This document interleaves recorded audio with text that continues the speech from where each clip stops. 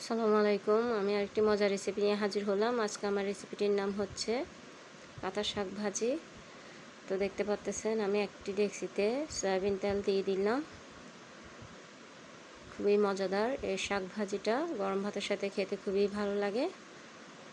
আর এই শাকটা বেশি পাওয়া যায় মূলত গ্রাম অঞ্চলে, শহরে খুবই কম পাওয়া যায়।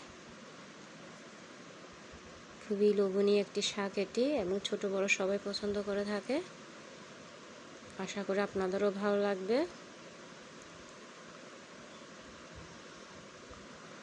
আর গত 3 দিন ধরে জ্বর থাকার কারণে আসলে আমি গতকালকে ভিডিওটাও দিতে পারি নাই, তাই আজকে দিচ্ছি।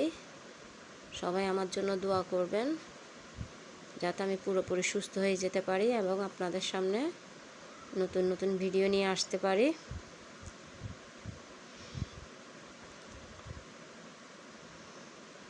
আর চট্টগ্রামের অবস্থা খুবই খারাপ। প্রচুর গরম পড়ার কারণে প্রতিটা ঘরে ঘরে সবাই অসুস্থ হচ্ছে। দেখতে পাচ্ছেন তেলটা যেহেতু গরম হয়ে গেল, এখন আমি একে একে সব উপকরণ দিয়ে দিব।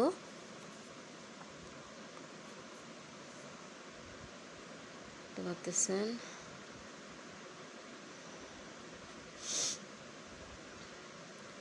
এই শাকটা তো আমাদের খুবই প্রিয়, শুধু আমাদের বললে ভুল হবে, সবারই প্রিয় এটি, এই শাকটি। যেহেতু তেলটা গরম হয়ে গেল, আমি চুলাটা ছোট করে দিলাম। এরপর আমি রসুন কুচি দেব।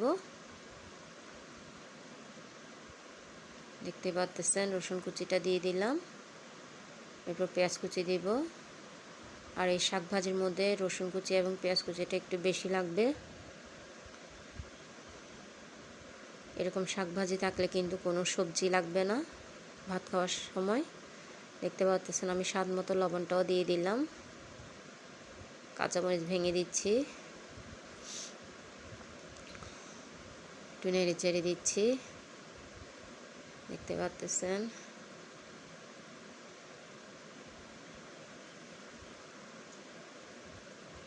আমি আগের থেকে শাকগুলোকে পরিষ্কার করে নিয়েছি। দেখতে পাচ্ছেন আমি শাকগুলো দিয়ে দিলাম, আর আস্তে আস্তে করে নেড়ে দিচ্ছি যাতে করে পড়ে না যায়।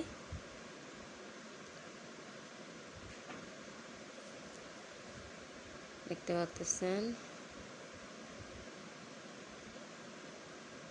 আমি আবারও নেড়ে চেড়ে দিচ্ছি।